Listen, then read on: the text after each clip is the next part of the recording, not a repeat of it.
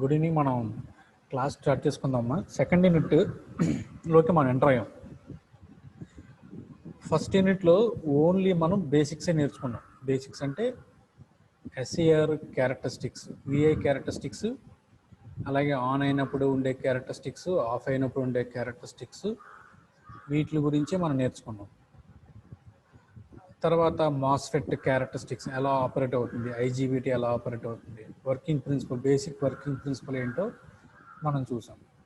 తర్వాత gate firing circuits, తర్వాత SAR protection. So ఇవి మనం ఫస్ట్ యూనిట్లో చూసాం.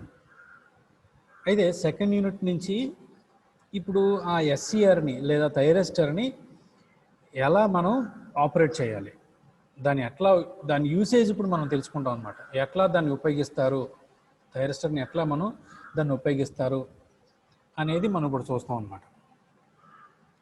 సో సెకండ్ యూనిట్లో మనకున్న మన సెకండ్ యూనిట్ పేరు ఏంటంటే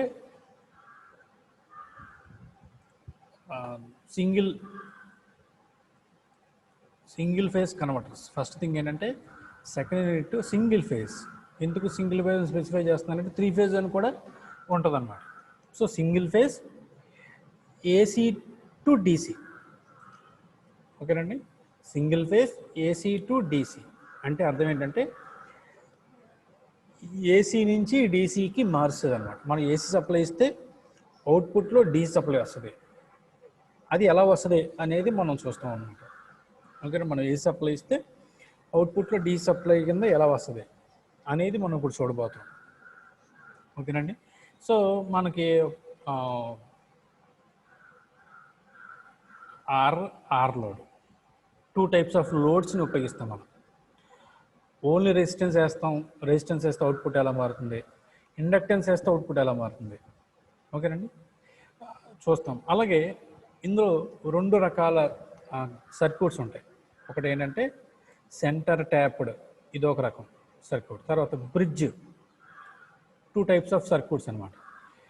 2 టైప్స్ ఆఫ్ సర్క్యూట్స్ అంటే ఒక్కొక్క సర్క్యూట్ ఎలాగా మారుతుంది, ఎలాగా ఏసీ నుంచి డీసీకి మారుతుంది సప్లైని అనేది మనం చూస్తాం అన్నమాట. ఓకేనండి.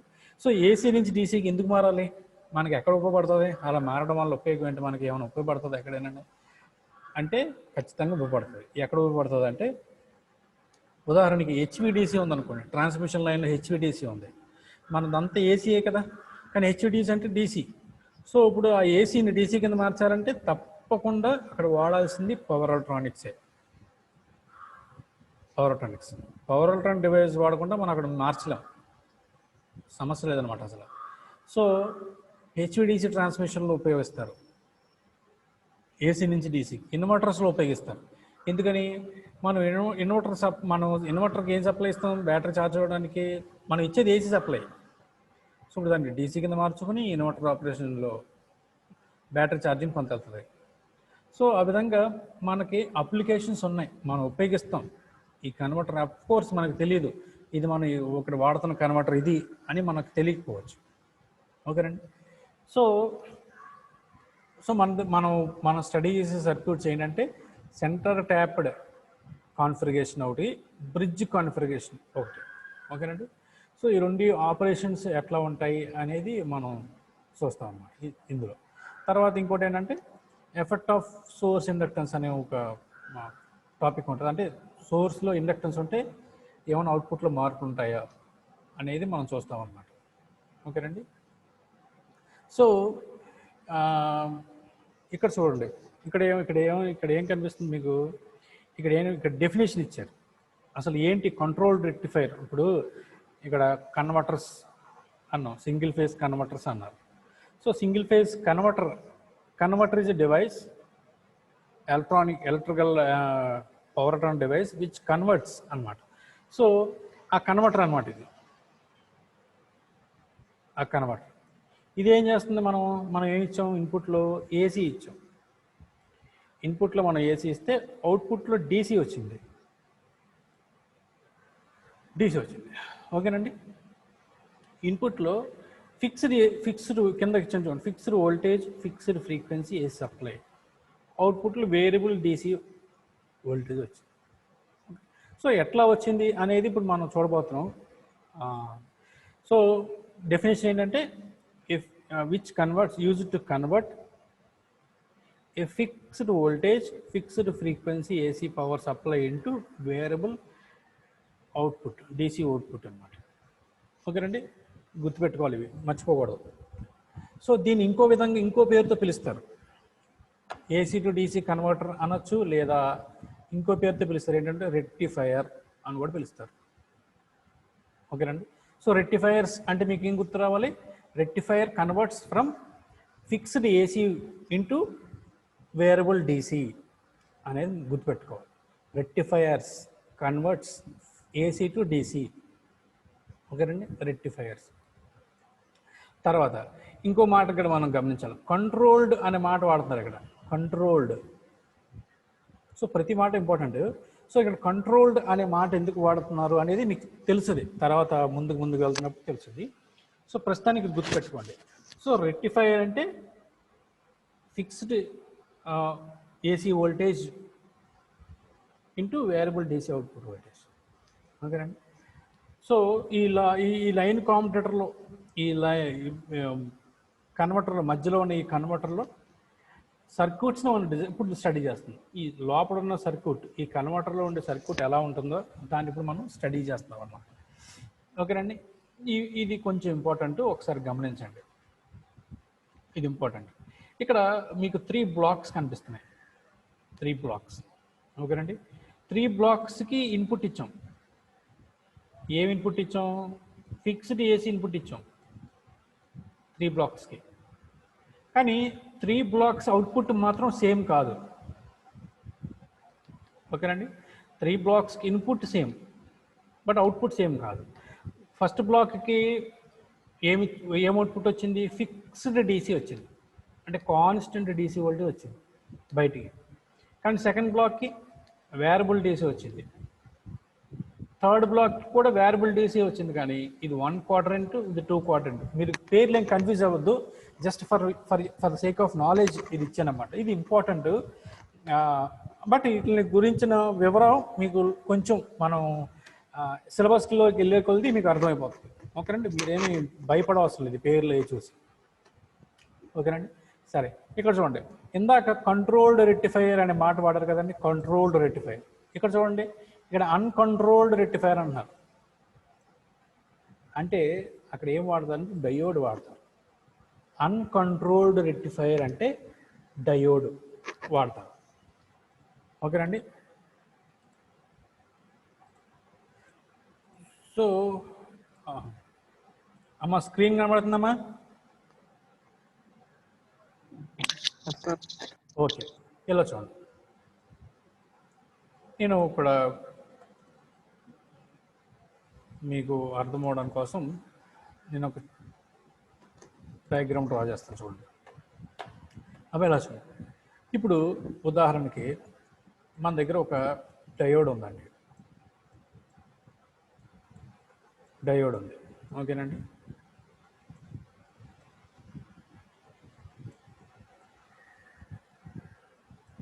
ఓకేనా, ఇది అవుట్పుట్ వోల్టేజ్ అంటే లోడ్ కదా, లోడ్ అక్రాస్ ఉన్న వోల్టేజ్ V0. సో ఇది Vin. ఓకేనండి.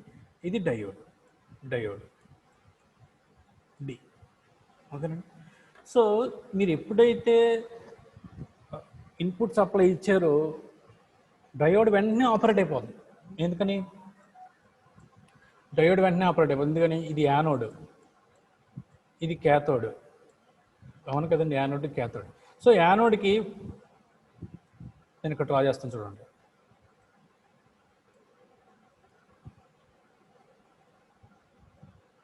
ఇది మనం ఇచ్చే సప్లై కదండి, ఇది పాజిటివ్ హాఫ్ సైకిల్. అమ్మ జాగ్రత్తగా వినండి, ఇది బేసిక్స్ అనమాట.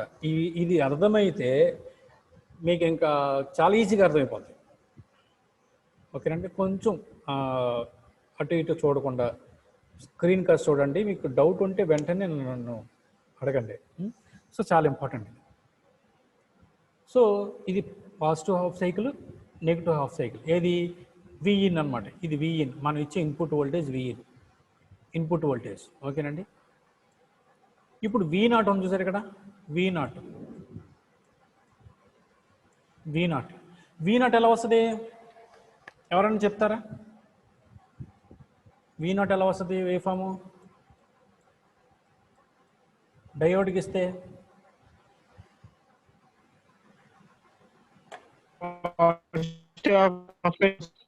పాజిటివ్ హాఫ్ సైకిలే వస్తుంది. వెరీ గుడ్ అమ్మా, very good. Positive half cycle వస్తుంది. ఓకేనండి, అంటే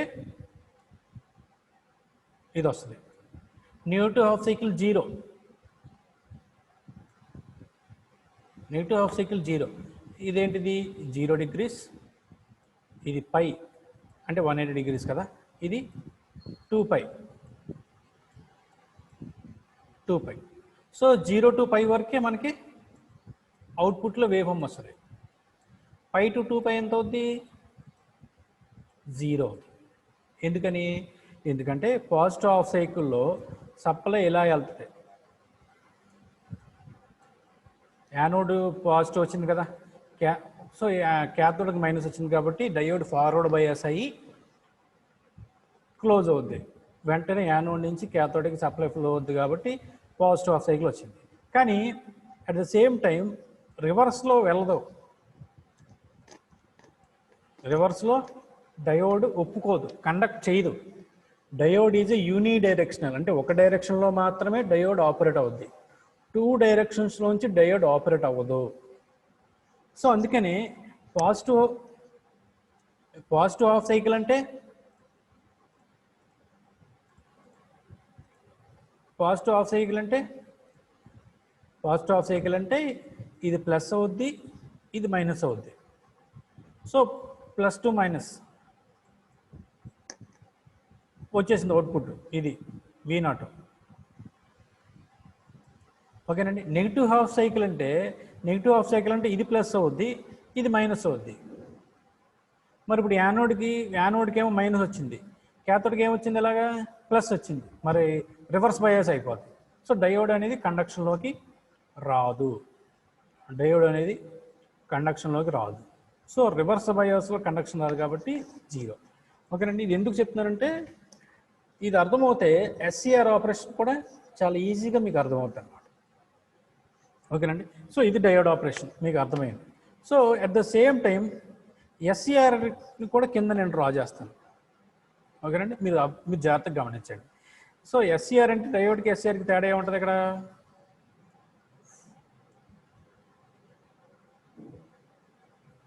గేట్ ఉంటుంది. Very good. So same Vin, ఇది గేటు, ఇదేమో క్యాథోడ్, ఇదేమో యానోడ్. V0. ఓకేనండి. పైది డయోడ్, కిందది SCR. సేమ్ దీనికి కూడా మనం ఇదే లైన్లో డ్రా చేస్తాం. అప్పుడు మీకు ఈజీగా పై ఆపరేషన్ అర్థంతో మనం పోల్చుకోవచ్చు అన్నమాట.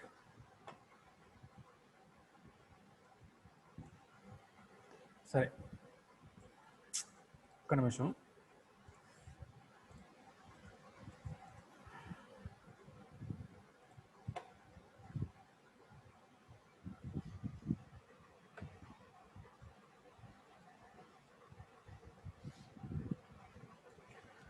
ఇలా వచ్చింది అనుకోండి. సో సేమ్ దానికి కూడా ఇదే కదా, పైనుంచి ఇన్పుట్టే ఇచ్చాము కిందకు కూడా. సో ఎట్లా వస్తుంది అవుట్పుట్? ఎవరైనా గెస్ చేయగలరా? గేట్ టైంలో output gate okay. So very good నాన్న, వెరీ గుడ్. ఇలా చూడండి, ఇప్పుడు డయోడ్కి SCRకి తేడా ఏంటంటే diode is a uncontrolled device. మీరు ఒకవేళ మీ దగ్గర బుక్ ఉంటే రాసుకోండి. Diode is a uncontrolled device, అంటే మనం ఆన్ చేయడానికి కంట్రోల్ చేయలేం. మీరు సప్లై ఇస్తే ఆన్ అయిపోద్ది అంతే. అందుకే దాన్ని అన్కంట్రోల్డ్ డివైస్ అంటారు. ఓకేనండి. కానీ SCR అలా కాదు. SCR is a controlled device. Control device అని ఎందుకన్నాం? మనకు కావాల్సిన చోట ఎస్ఏఆర్ని ఆన్ చేసుకోగలం కాబట్టి SAR is a controlled device, whereas diode is a uncontrolled device అన్నమాట. ఓకేనండి, అన్కంట్రోల్డ్ డివైస్. సో ఎట్లా వస్తుంది ఇప్పుడు చూడండి. ఉదాహరణకి నేను గేటు ఇక్కడ చూడండి 0 degrees, ఓకేనండి, ఇది 90 degrees అనుకుందాం. నేను గీస్తున్నాను కదా 90 degrees, ఇది 180. ఓకేనండి, కొంచెం సరిగ్గా రావట్లేదు, మౌస్తో గీస్తున్నాను కదా, కొంచెం అడ్జస్ట్ అవ్వండి, అర్థం చేసుకోండి. సో 180 degrees, ఓకేనండి. సో ఇప్పుడు నేను ఏమంటున్నానంటే ఎస్సీఆర్ని కావలిస్తే 0 degrees దగ్గర ఆన్ చేసుకోగలను. అంటే ఇక్కడి నుంచి ఎస్సీఆర్ని ఆన్ చేసుకోగలను నేను కావలిస్తే. 0 degrees దగ్గర నుంచి ఎస్సీఆర్ని ఆన్ చేసుకోగలను. 90 degrees దగ్గర నుంచి కూడా ఎస్సీఆర్ని ఆన్ చేసుకోగలను నేను. మా జాగ్రత్తగానండి. సో నేనేమన్నానంటే 0 degrees దగ్గర ఎస్సీఆర్ని ఆన్ చేయగలను, లేదా చూడండి ఉదాహరణకి అది 45 degrees అనుకోండి, 45 degrees దగ్గర నుంచి ఎస్సీఆర్ ఆన్ చేయగలను, లేదా 90 degrees దగ్గర నుంచి ఎస్సీఆర్ ఆన్ చేయగలను, లేదా 150 degrees 160 degrees మనకు కావాల్సిన దగ్గర నుంచి దాన్ని ఆన్ చేసుకోవచ్చు. అర్థమైందండి? సో గేట్కి మనం ఏ యాంగిల్లో సప్లై ఇస్తామో అక్కడ ఎస్సీఆర్ ఆన్ అవుద్ది అనమాట. That is the beauty of SCR. మనకు కావాల్సిన చోట ఎస్సీఆర్ ఆన్ అవుద్ది. అంటే చూడండి, మన ఇన్పుట్ సప్లై ఇదే, రెండిట్లకి ఇన్పుట్ సప్లై ఇదే, కానీ దీని అవుట్పుట్కి ఎంత తేడా ఉంది? సో మనకు కావాల్సిన చోట ఆన్ చేసుకోవాలి ఉంటాయి డయోడ్ని, కానీ ఎస్సీఆర్ని మనకు కావాల్సిన చోట మార్చుకోవచ్చు. సార్ దీనివల్ల లాభం ఏంటి? మనకు కావాల్సిన చోట ఎస్సీఆర్ని ఆన్ చేసుకోవడం వల్ల మనకు వచ్చిన ఉపయోగం ఏంటి? వచ్చిన ఉపయోగం ఏంటంటే మీకు అర్థం అవడం కోసం చెప్తాను చూడండి. ఉదాహరణకి ఫ్యాన్ ఉందండి, మీ ఇంట్లో ఫ్యాన్ తిరగాలి. ఫ్యాన్ తిరగాలంటే ఇదివరకు మీకు ఆల్రెడీ చెప్పాను కదా, ఇలా ఉంటాయి, స్టెప్గా తిరుగుతాయి, 1 2 3 4 5 ఉంటాయి. అవి వెనకాల చూస్తే కనుక రెసిస్టర్లు ఉంటాయి, చాలా హీట్ వస్తుంది దానివల్ల. సో దానివల్ల డ్రాబ్యాక్స్ ఎక్కువ. అలా కాకుండా ఇప్పుడు ఎస్సీఆర్ సింపుల్గా ఒక స్మూత్ బాల్, ఒక రౌండ్ సిలిండర్లా ఉంటుంది, వైట్ కలర్లో ఉంటుంది. దాన్ని ఎలా నాపులో మీరు జస్ట్ ఇట్లా స్లోగా తిప్పితే చాలు. ఓకేనండి? సో ఇప్పుడు ఇలా చూడండి జాగ్రత్తగా. అంటే ఇది వరకు ఫ్యాన్ కంట్రోల్లో మీకు ఏముంటాయి? 1 2 3 4 5, అవునండి, 1 2 3 4 5 స్టెప్స్ కదా ఇలా తిప్పితే. అయితే మీరు 1లో పెట్టుకోగలరు, లేదా ఖచ్చితంగా 2కి వెళ్ళాలి, లేదా 3కి వెళ్ళాలి, 4కి వెళ్ళాలి, 5కి వెళ్ళాలి, అవునా కదండి? అలా కాకుండా 1.5లో కంట్రోల్ చేయగలరా మీరు? 1.6కి తీసుకురాగలరా మీరు? కుదరదు. అయితే 1 లేదా డైరెక్ట్ 2వే. కానీ ఇక్కడ చూడండి, ఇక్కడేంటి, మనకి ఎక్కడ కావస్తే అక్కడ ఆన్ చేసుకోవచ్చు. అర్థమవుతుందండి? మనం అంత పర్టికులర్గా కంట్రోల్ చేసుకోవచ్చు అనమాట. అవుట్పుట్ని అంత పర్టికులర్గా కంట్రోల్ చేసుకోవచ్చు అవుట్పుట్. అమ్మా అర్థమవుతుందమ్మా? అమ్మ ఈ టాపిక్, ఈ కాన్సెప్ట్ అర్థమైందా? మిగతా వాళ్ళు ఏమైనా రెస్పాండ్ అవుతా, ఒక 2 3 నేను ముందుకు వెళ్తాను. అర్థం కాకపోతే మళ్ళీ ఇంకోసారి చెప్పండి సార్ అన్నా చెప్తాను, ప్రాబ్లం లేదు.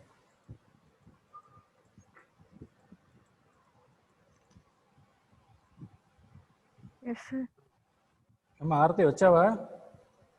ఉన్నాను సార్. Very good. అర్థమైందమ్మా? అర్థమైంది సార్. ఓకే. సో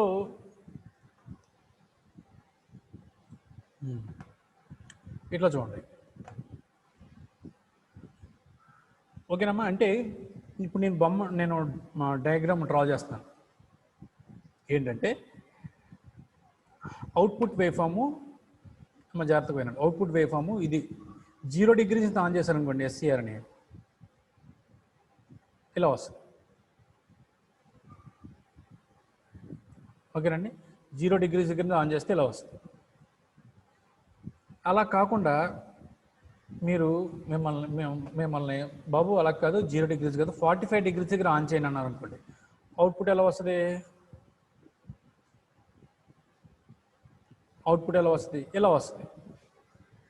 అంటే ఈ ఏరియా అంతా అవుట్పుట్లో ఉన్నది. ఇంకా ఓన్లీ ఏం ఏరియా ఉంటుంది? ఏ ఏరియా ఉంటే మీకు ఏ ఏ ఏరియా ఉంటుందంటే ఇగో ఈ ఏరియా మాత్రమే మీకు సర్క్యూట్కి అప్లై అవుతుంది. అది ఇక్కడ లోడ్ ఏవైతే ఉందో ఆ లోడ్కి కేవలం ఈ ఏరియా మాత్రమే అప్లై అవుతుంది. అలా కాకుండా 90 డిగ్రీస్ దగ్గర ఆన్ చేయండి అన్నారు అనుకోండి, అప్పుడు ఏమవుద్ది? 90 డిగ్రీస్ దగ్గర నుంచి వస్తుంది. అప్పుడు ఈ ఏరియా అంతా ఆన్ అవ్వదు. ఇంకా ఈ ఏరియా అంతా అవుట్పుట్లో ఉండదు. ముందు ఏరియా అంతా, ఈ ఏరియా అంతా అవుట్పుట్లో ఉండదు. ఓకేనండి, అవుట్పుట్లో ఉండదు. సో దీనివల్ల ఏమవుతుందంటే అవుట్పుట్ వోల్టేజ్ని మనం కంట్రోల్ చేయొచ్చు అనమాట. గేట్ని ఉపయోగించుకొని అవుట్పుట్ వోల్టేజ్ని మనం కంట్రోల్ చేయొచ్చు. ఇది ఎలా ఉంటుంది? ఇది ఎలా ఉంటుందంటే ఫస్ట్ యూనిట్లో మీకు ఒక బొమ్మ చూపించాను. ఏం బొమ్మ చూపించాను? ఒక ట్యాప్ బొమ్మ చూపించాను కదండి.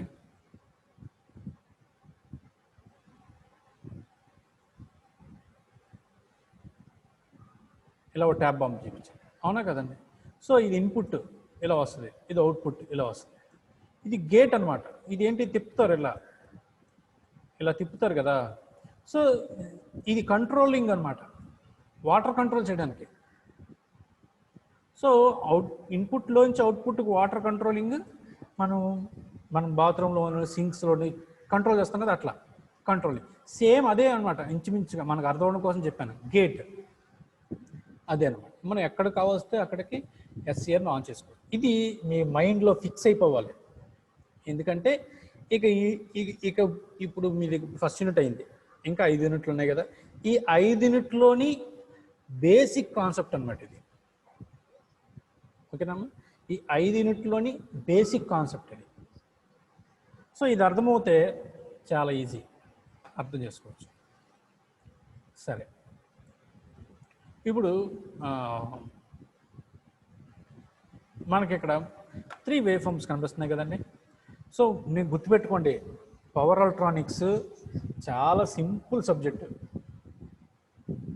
ఓకేనండి, చాలా సింపుల్ సబ్జెక్ట్. నేను వాస్తవంగా చెప్తాను, నేను నిజంగా చెప్తాను, చాలా సింపుల్ సబ్జెక్ట్. మీరు కాన్సన్ట్రేటెడ్గా క్లాస్ వింటే మీరు ఓకేనండి. సో ఇక్కడ చూడండి, ఇక్కడ ఏంటి? మనకి 3 వేవ్ ఫార్మ్స్ కనిపిస్తున్నాయి. ఒకటి ఒక హాఫ్ సైకిలే ఉంది, రెండో దాంట్లో 2 హాఫ్ సైకిల్స్ కనబడుతున్నాయి, మూడో దాంట్లో 1 2 3 4 5 6 హాఫ్ సైకిల్స్ కనబడుతున్నాయి. ఓకేనండి, 6 హాఫ్ సైకిల్స్ కనబడుతున్నాయి. ఇలా చూడండి, ఇది పై. ఫస్ట్ దాంట్లో చూడండి, ఫస్ట్ దాంట్లో పై, ఇది పై. సెకండ్ దాంట్లో ఇది 2π. సో థర్డ్ దాంట్లో ఇది పై, ఇది 2π. సో ఇది 2π వరకు 0 ఫస్ట్ దాంట్లో. ఇప్పుడు చూడండి, ఈ 3 బొమ్మలు ఎందుకు పెట్టానంటే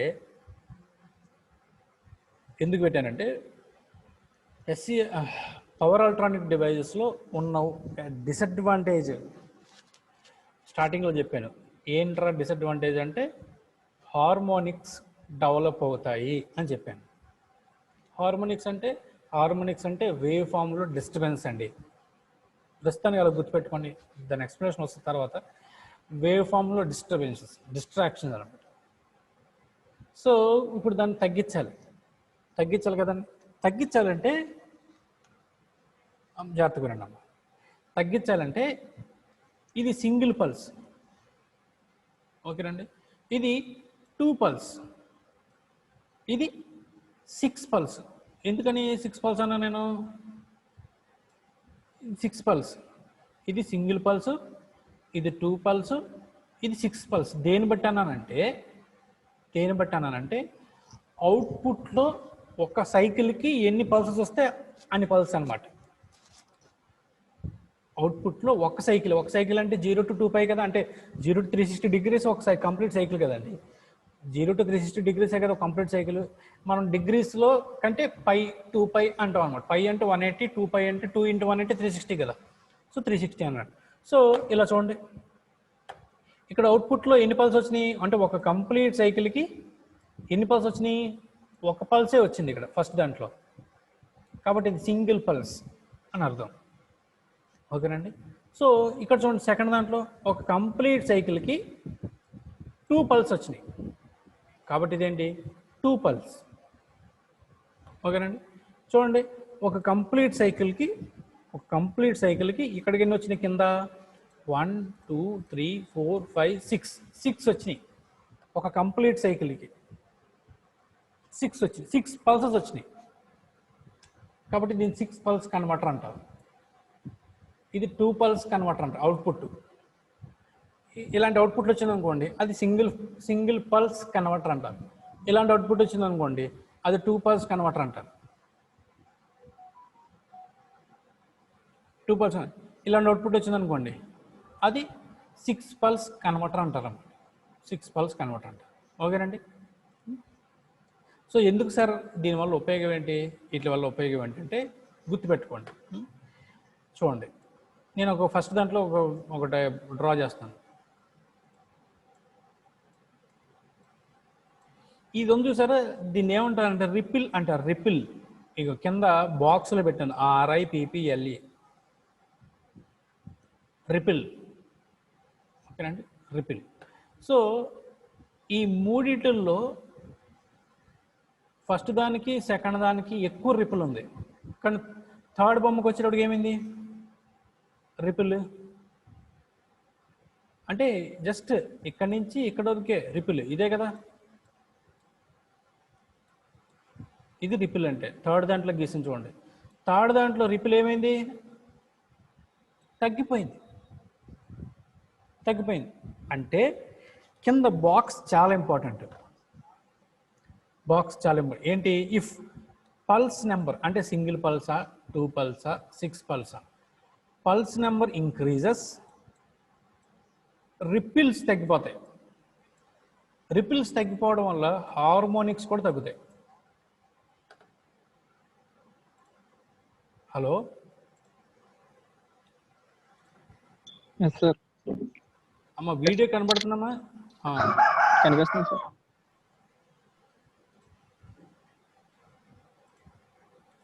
సో రిపిల్స్ తగ్గిపోవడం వల్ల హార్మోనిక్స్ కూడా తగ్గిపోతాయి. ఓకేనండి. సో అంటే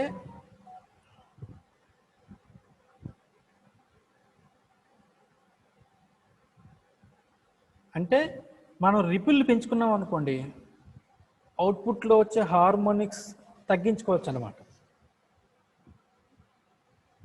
ఓకేనండి, తగ్గించుకోవచ్చు. సో అది ఎట్లా ఏంటి అనేది మనం నెక్స్ట్ క్లాస్లో చూద్దాం. ఇంకా 5 minutes క్లాస్ ఉంది, 5 minutes ఉంది. సో మీకు ఏమైనా డౌట్స్ ఉన్నాయా? మీకు ఏమైనా డౌట్స్ ఉంటే అడగండి, నేను క్లారిఫై చేయడానికి చూస్తాను.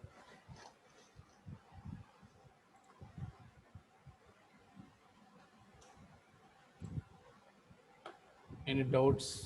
ఏమైనా డౌట్స్ ఉన్నాయా మీకు? ఇంకా ఇప్పటివరకు చెప్పిన టాపిక్స్లో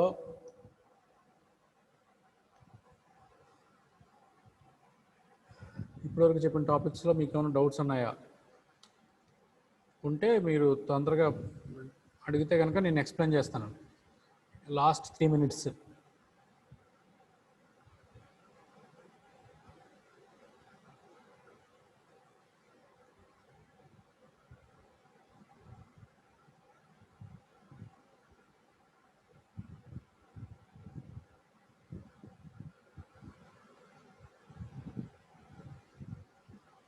సో బాబు మీరు పెద్దగా ఏమీ రావట్లేదు.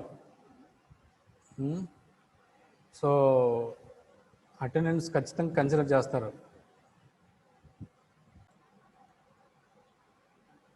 ఏం చేస్తున్నాను 1 minute, less than 1 minute.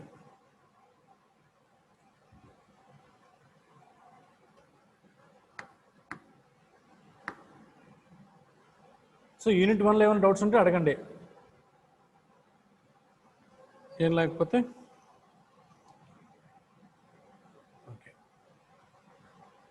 ఓకేనండి. All the best. మీరు జాగ్రత్త. నెక్స్ట్ క్లాస్ ఉంటే అటెండ్ అవ్వండి, లేకపోతే రేపు కలుద్దాం.